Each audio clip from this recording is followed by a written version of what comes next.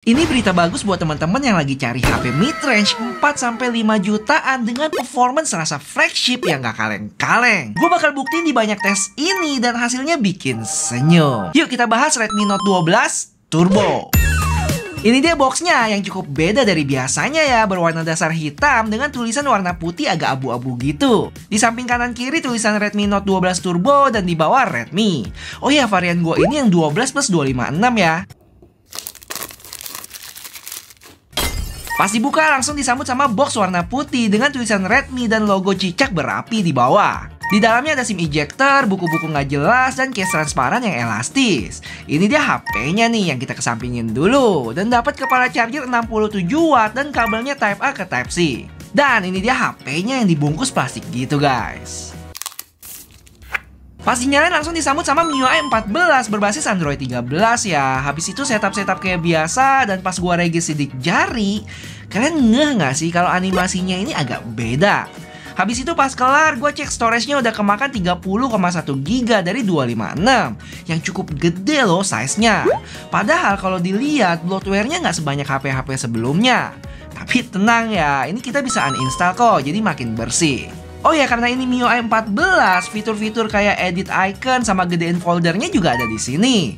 Terus satu lagi nih, karena ini China ROM, jadi mesti install Google Play Store dulu ya. Dan gampang banget. Karena tinggal buka app bawaannya nih, yaitu Get Apps. Terus search Google Play Store aja. Dan scroll ke bawah dulu.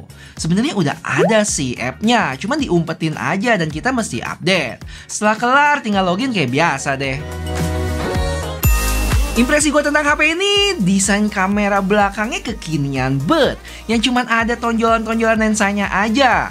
Kayaknya baru kali ini nggak sih HP Redmi pakai desain kayak gini? Biasanya dikotakin lagi tuh lensanya. Terus kalau kalian lihat di lensanya sini kayak ada gerigi-gerigi gitu ya, dan ternyata itu ada di bagian dalamnya yang dilapisin lagi. Jadi pas disentuh langsung, feel geriginya nggak ada, mulus-mulus aja. Buat warna sebenarnya biru, tapi kalau dilihat lagi agak kehijauan dikit nggak sih?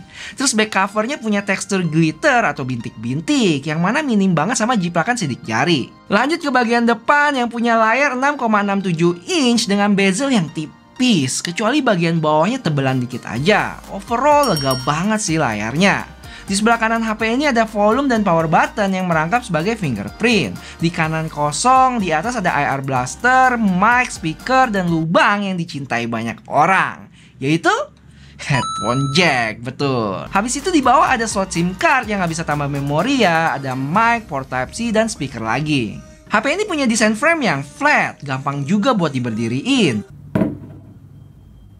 Terus feel pegangnya juga masih enak kok, tipisnya juga dapet dengan tebal 7,9 mili dan berat 181 gram.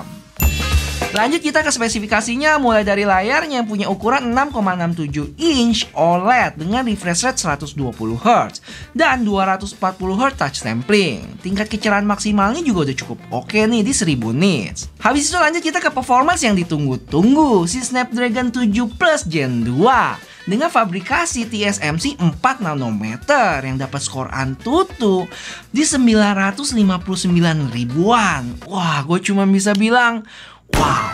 Sebagai perbandingan nih, skor Antutu Snapdragon 7 Gen 1 di Xiaomi 13 Lite dapat di 570 ribuan.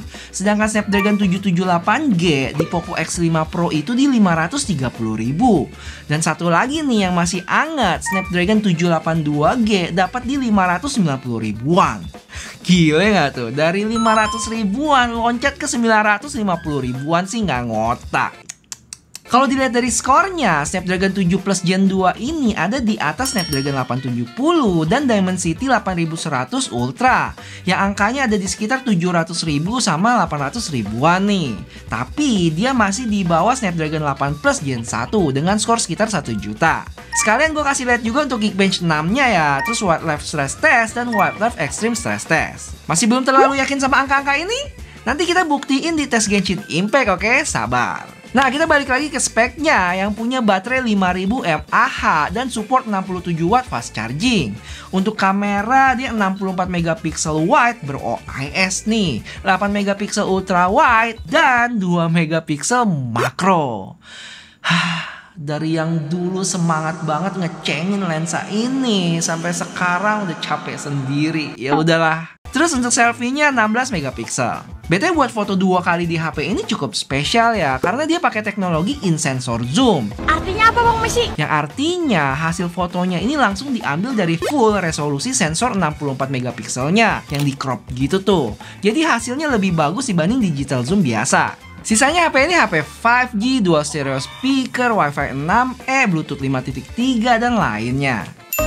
Gua tahu buat mendingers kamera itu nomor kesekian, tapi paling enggak kalian harus tahu beberapa hal penting tentang kamera dari HP ini. Yang pertama, untuk stabilisasi hampir semua resolusi cukup baik ya. Mulai dari kamera belakang 1080p 30, 1080p 60 fps, sampai resolusi mentoknya di 4K 30 fps.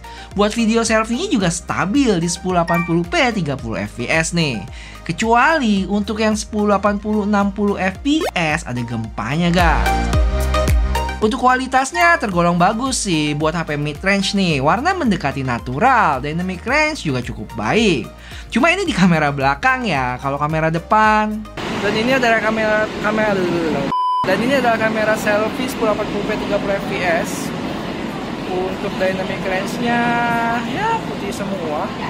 Tapi paling enggak muka gue cukup stabil kelihatan ya. Kan kadang biasa suka endut-endutan gelap terang gitu.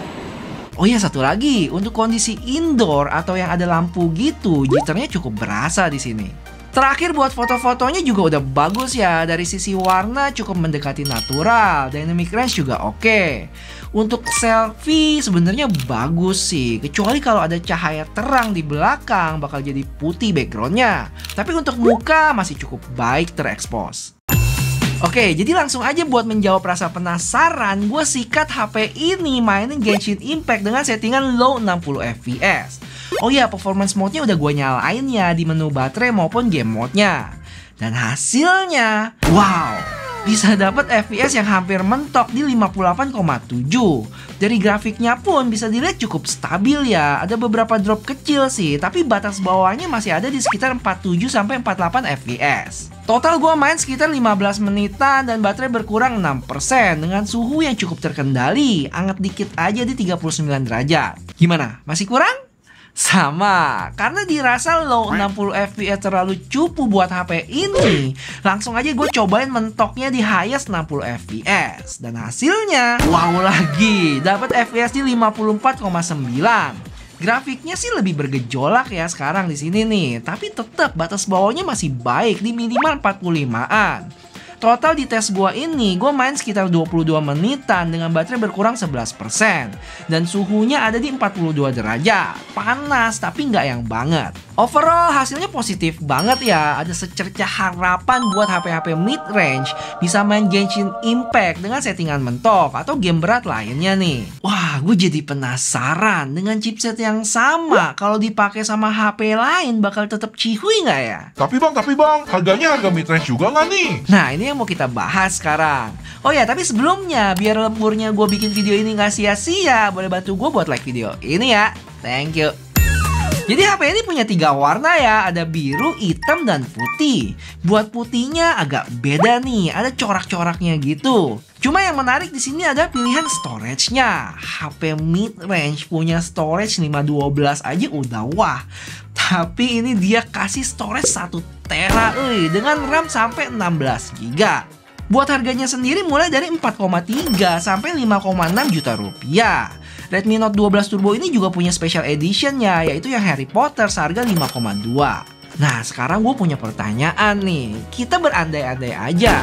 Kalau misalnya benar HP ini jadi Poco F5, apakah varian 1 teranya bakal dimasukin nggak sih? Dan menurut teman-teman, penting nggak sih storage gede di HP mid-range sekarang? Mungkin kalau 1 tera kegedean, apakah 512 GB kalian bakal tertarik buat beli? Dan terakhir, buat harga yang mulai dari 4,3 juta ini menurut gue udah termasuk worth it banget. Tapi ingat, ini harga di Cina sana. Kira-kira kalau masuk Indonesia, harga yang pas berapa ya menurut kalian? Misalnya kalau jadi 5 juta masih oke nggak? Akhir kata, makasih buat yang udah nonton. Dan kalau kalian mau gue bikin konten lain tentang HP ini, kasih tahu di komen ya. Bye-bye.